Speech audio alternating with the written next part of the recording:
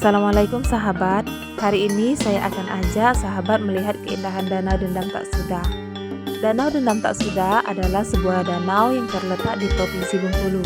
Danau ini berlokasi di Kelurahan Dusun Besar, Kecamatan Singaran Pati, Kota Bengkulu. Danau Dendam Tak Suda memiliki luas keseluruhan 559 dan luas permukaan 68 hektar. Ada beberapa legenda yang beredar di masyarakat sekitar berhubungan dengan keberadaan Danau Dendam Tak Suda. Di antaranya legenda buaya buntung, keramat pintu air, keramat danau, lintah raksasa, hingga dam tak suda. Yang pertama, legenda buaya buntung. Menurut cerita warga setempat, buaya Danau Dendam Tak Suda bertarung melawan buaya asal Lampung, Provinsi Lampung di Sungai Musi, Palembang. Dalam pertarungan tersebut, buaya Danau Dendam Tak Suda berhasil mengalahkan buaya asal Lampung. Hanya saja dalam pertarungan itu, buaya alas Danau Dendam Tak Suda kehilangan ekor. Konon pada saat itu, buaya buntung Danau Dendam Tak Suda bersumpah pada buaya asal Lampung dengan kutukan kalau main ke Danau Dendam Tak Suda tidak akan dikasih makan.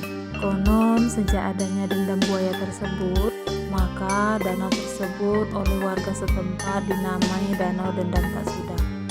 Warga sekitar Danau Dendam Tak Suda percaya bahwa buaya yang buntung itu sering muncul menjelang perayaan hari besar seperti Hari Raya Idul Fitri. Oleh karena itu, menjelang Hari Raya Idul Fitri, warga yang mendirikan pondok jualan di sekitar Danau Dendam Tak Suda lalu menghentikan mencari ikan, berjualan, serta kegiatan lain. Berikutnya legenda lintah raksasa.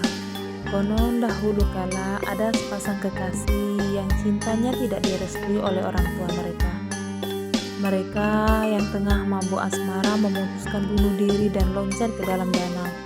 Sejak saat itu masyarakat Bengkulu percaya ada 2 ekor lintah raksasa yang hidup di danau, dan lintah tersebut merupakan jelmaan sepasang kekasih tersebut.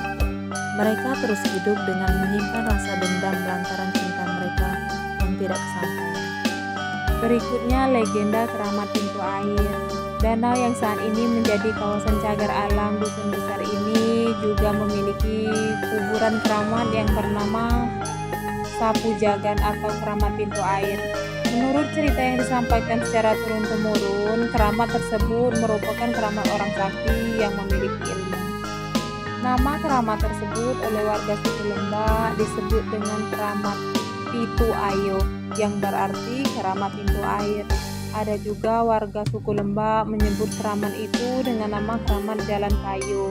Sayangnya nama penghuni keramat tersebut belum diketahui secara persis, mengingat sejarah keramat tersebut tidak ada sebelum datangnya penjajah ke Kota Bengkulu.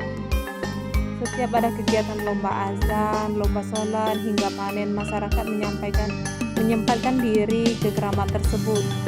Khususnya terkait panen, masyarakat membawa kue apem ke keramat sebagai bentuk syukur.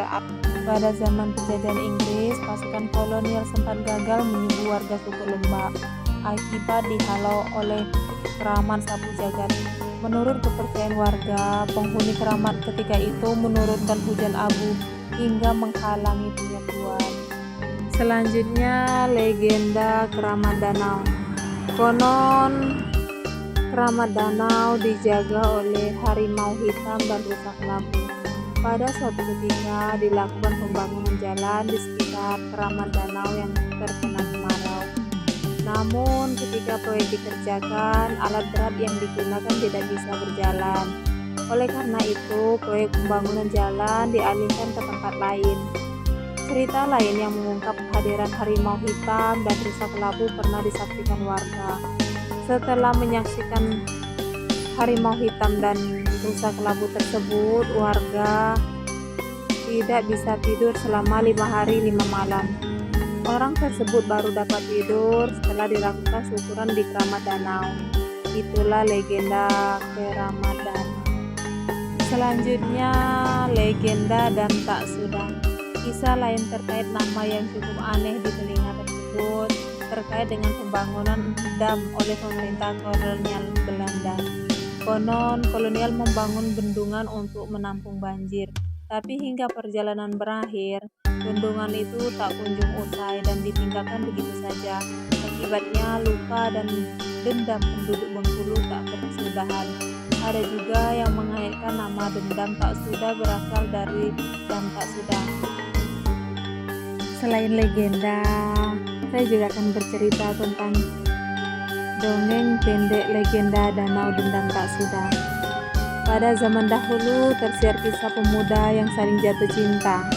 Si gadis bernama Esi Marlina dan si perjaka sering dipanggil Buyung. Esi si gadis jelita bunga desa, Buyung pria tampan perkasa terkenal dengan keberaniannya. Rasa cinta mereka ditunjukkan dengan ekspresi diri yang terkadang tidak peduli dengan lingkungan sekitarnya. Seolah-olah dunia hanya milik mereka berdua. Suatu hari di hamparan padang ilalang dan pohon-pohon cempeda yang sedang berbuah, mereka memadu kasih. Berdua bernyanyi sendah gurau, tanda tawa membuat iri setiap orang yang melihatnya, termasuk para hewan penghuni hutan, rusa, tupai, biawak menyaksikan pertunjukan kemesraan dua insan yang sedang kasmaran itu. Tak urung mereka saling mengejar dan berkeliling mengitari pohon cempeda. Akar-akar pohon beriringan pun tidak dapat mengingkari besarnya cinta mereka. Ketika tangan-tangan penuh kelembutan sang gadis dibarengi ketangkasan sang perkasa memeluk kuat akar-akar tersebut, mereka berayun dan bergelantungan pada akar-akar sambil bersenandung penuh penghayatan. Nasib tak untung di badan kedua pemudi sedang jatuh cinta itu tidak mendapat restu orang tua perjaka. Sang perjaka sudah dijodohkan dengan seorang gadis anak kepala suku dari kampung sebelah. Gadis tersebut tak kalah menarik dengan si Esi. Orang-orang memanggilnya si Upi Leha. Bahkan kecantikan Upi Leha yang luar biasa menjadi buah bibir di semua warga kampung. Buyung pun tak berdaya ketika hatinya terpaut Upi Leha dan melupakan cinta Esi. Rasa kecewa dan sakit hati tak terbendung oleh Esi. Betapa hancur dan remuk dendam perasaan menerima kenyataan sang pujaan hati berpaling darinya. Musim kawin pun tiba. Kesepakatan orang tua Buyung dan Upi Leha sudah bulat. Mereka menyelenggarakan perhelatan besar untuk perkawinan anak-anaknya. Kedua mempelai diarak keliling kampung dan menjadi tontonan warga. Esi sangat terluka menjadi putus asa. Dia menangis sejadi-jadinya. Jeritan tangisnya seperti lolongan anjing di hutan di tengah malam. Tidak hanya manusia yang merasa iba, hewan-hewan pun turut berduka dan seolah-olah merasa kepedihan Esi. Burung bebek, kucing pun tak kuasa menahan air mata. Rasa sakit hati Esi berubah menjadi dendam yang membara terhadap Buyung. Gerai tangisnya tidak berhenti dan mengalir air seperti air bah. Semakin lama semakin membesar dan menerjang seisi kampung. Arak-arakan kedua mempelai tak luput dari amukan air bah. Kedatangan air bah itu sangat tidak masuk akal. Seluruh kampung kebanjiran. Seluruh warga dan kedua mempelai pun menjadi korban bencana tiba-tiba tersebut. Tidak ada yang selamat, semuanya tenggelam dalam banjir besar itu. Linang air mata Esi kemudian membentuk sebuah danau. Di kemudian hari tersebut dikenal dengan sebutan Danau Dendam Tak Sudah, dan pada akhirnya Esi pun tak bisa selamat tenggelam bersama warga kampung. Itulah dongeng cerita Danau Dendam Tak Sudah. Diceritakan bahwa kedua mempelai korban banjir air mata Esi berubah menjadi sepasang ular pikar. Kadang-kadang mereka menampakkan diri dari kejauhan. Sementara itu terlihat Esi pun muncul bersama mereka.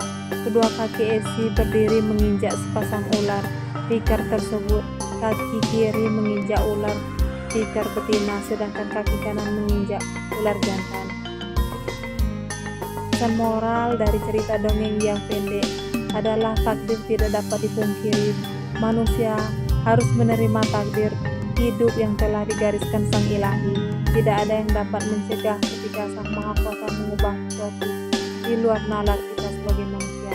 Kita juga hendaknya menyingkirkan sifat-sifat buruk seperti dendam, karena akan membuat celaka orang yang banyak, termasuk diri kita sendiri.